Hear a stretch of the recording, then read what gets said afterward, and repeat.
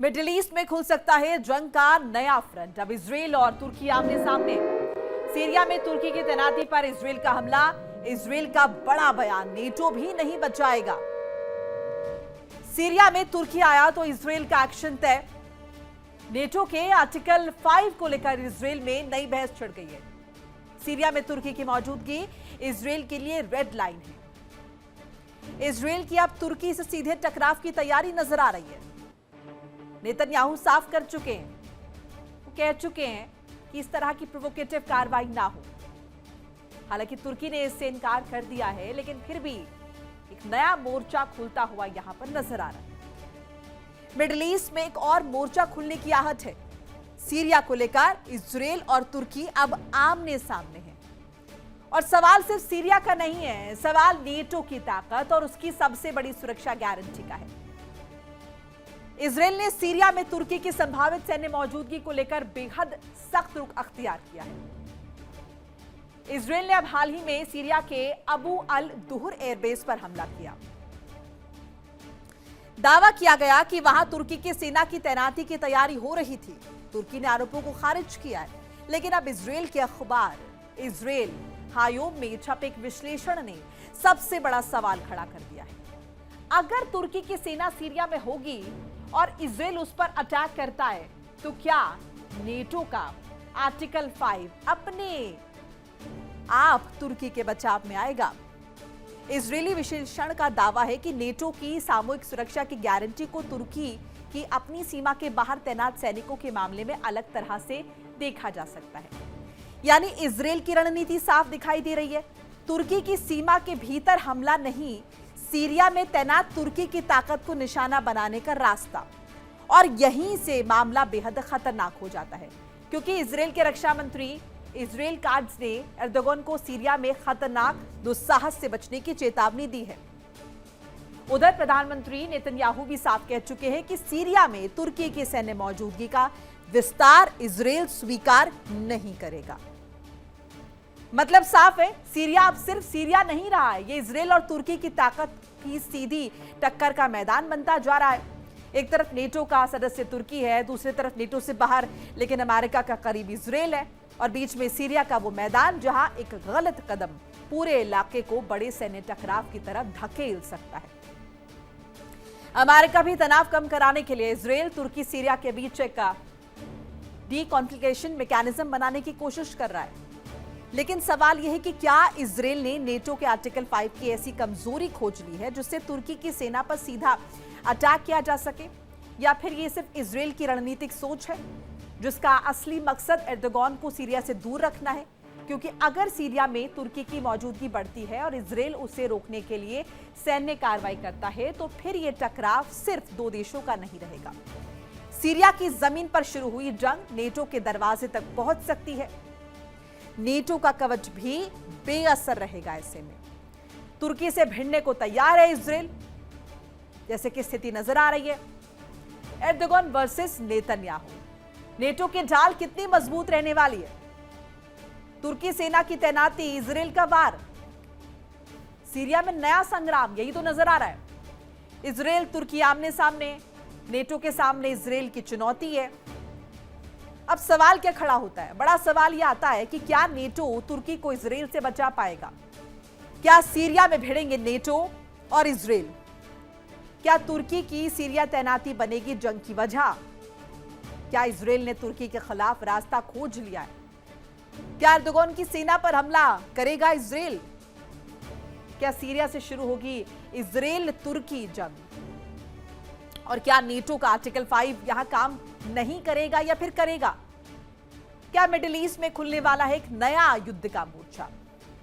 क्या नेतन्याहू और एर्दोगन आमने सामने होंगे? क्या तुर्की की सीरिया मौजूदगी इजराइल को मंजूर नहीं है? ये तमाम वो बड़े सवाल हैं जो अब यहां पर उठ खड़े हुए हैं। कहीं ना कहीं इस कॉन्फ्लिक्ट के बाद यही स्थिति नजर आ रही है।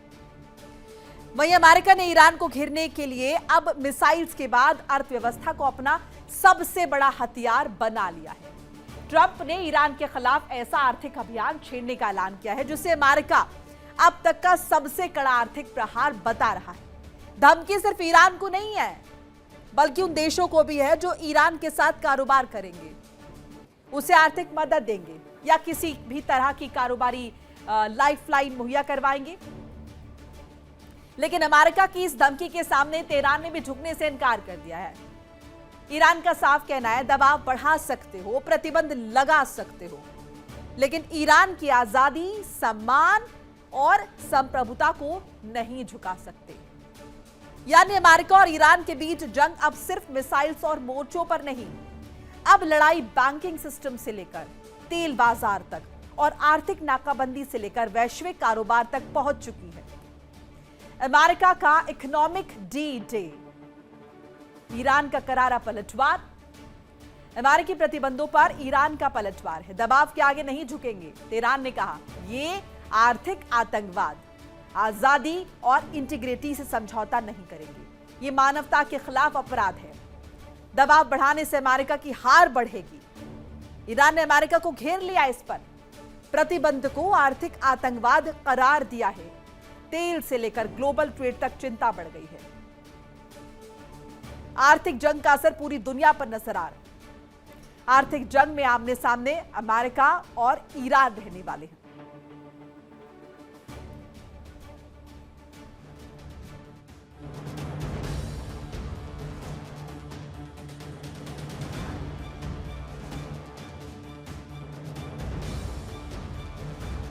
अमेरिका के ईरान के खिलाफ इकोनॉमिक वॉर का ऐलान करने के बाद ईरान ने तीखा पलटवार किया। तेहरान ने अमेरिका की धमकी को सुनकर हाथ खड़े नहीं किए, बल्कि ईरान ने अमेरिका पर करारा हमला किया है। ईरानी विदेश मंत्री अब्बास अरागची ने अमेरिकी रणनीति को आर्थिक आतंकवाद करार दिया है और कहा कि अमेरिकी दबाव का नतीजा वही नहीं होगा जिसकी उम्मीद वॉशिंगटन कर रहा है। ईरान का आरोप है कि अमेरिका आर्थिक दबाव के जरिए सिर्फ ईरान को नहीं, बल्कि वैश्विक अर्थव्यवस्था और देशों की इंटीग्रिटी को भी निशाना बना रहा है।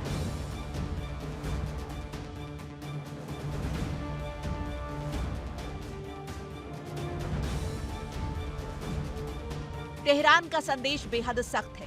ईरान दबाव में अपनी नीतियां नहीं बदलेगा। यानी अमेरिका अगर प्रतिबंधों का दायरा बढ़ाता है तो ईरान पीछे हटने के मूड में नहीं। यही वजह है कि अब दुनिया की नजर सिर्फ वॉशिंगटन और तेहरान पर नहीं, बल्कि उन देशों पर भी है जो ईरान के साथ व्यापार करते हैं। क्योंकि अगर अमेरिका ने वाकई ईरान के कारोबारी नेटवर्क को काटने के लिए दूसरे देशों पर भी दबाव बढ़ाया तो इसका इम्पैक्ट सिर्फ ईरान तक सीमित नहीं रहेगा। तेल बाजार हिलेगा, शिपिंग महंगी होगी और दुनिया की ऊर्जा सप्लाई पर दबाव बढ़ सकता है।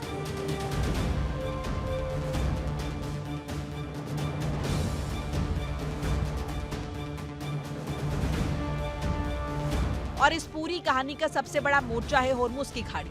दुनिया के लिए ये सिर्फ समंदर का एक रास्ता नहीं, बल्कि वैश्विक ऊर्जा सप्लाई की बेहद महत्वपूर्ण लाइफलाइन है। यहाँ तनाव बढ़ा तो असर ईरान और अमेरिका तक सीमित नहीं रहेगा। दुनिया के बाजारों में तेल की कीमतों पर दबाव बढ़ सकता है और यही वजह है कि अमेरिका का ईरान पर आर्थिक दबाव अब एक ग्लोबल इकोनॉमिक इशू बन चुका है। ट्रम्प की नई रणनीति के ऐलान के बाद तेल की कीमतों में तेजी देखी गई।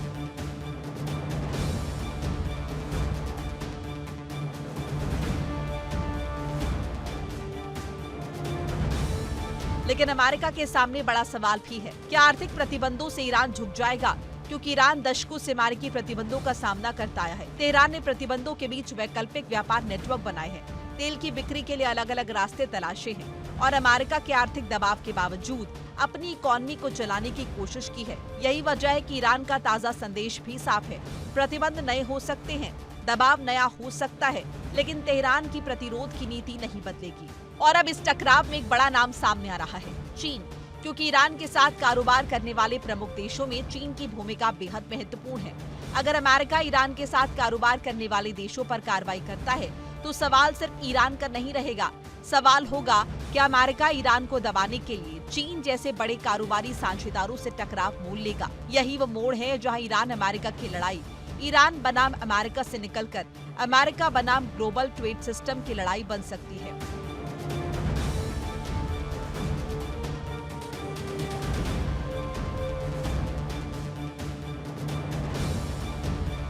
एक तरफ ट्रंप का दावा है, आर्थिक दबाव के जरिए ईरान को झुकाया जा सकता है। दूसरी तरफ तेहरान कह रहा है, दबाव से ईरान की संप्रभुता और उसके फैसले नहीं बदलेंगे। यानी वॉशिंगटन कह रहा है घुटने टेक दो और तेहरान कह रहा है दबाव बढ़ाओ, नहीं झुकेंगे। यही टकराव आने वाले दिनों में अमेरिका और ईरान के बीच अगली बड़ी लड़ाई तय करेगा।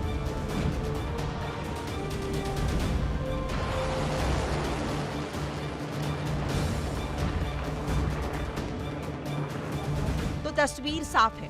अमेरिका ने ईरान के खिलाफ हथियारों के बाद अब अर्थव्यवस्था को सबसे बड़ा हथियार बना लिया है। तेल पर दबाव, पैसे के लेन देन पर दबाव, कारोबार पर दबाव और ईरान के साथ खड़े देशों पर कार्रवाई की धमकी। लेकिन तेहरान भी पीछे हटने को तैयार नहीं। ईरान का जवाब साफ है। अमेरिका चाहे जितना दबाव बढ़ाए, ईरान अपनी आजादी, सम्मान और संप्रभुता से समझौता नहीं करेगा। अब सवाल सिर्फ ये नहीं कि कौन किसे झुकाएगा। सबसे बड़ा सवाल यह है कि अगर अमेरिका ने ईरान की आर्थिक नाकाबंदी और तेज की तो इसका झटका दुनिया की अर्थव्यवस्था को कितना लगेगा, क्योंकि ये जंग अब से तेहरान और वॉशिंगटन के बीच नहीं है। इसकी गूंज तेल बाजार से लेकर ग्लोबल ट्रेड और दुनिया की ऊर्जा सुरक्षा तक सुनाई दे सकती है। अमेरिका का इकोनॉमिक डी-डे और ईरान का खुला ऐलान दबाव के आगे नहीं झुकेंगे। अब असली मुकाबला शुरू हो चुका है।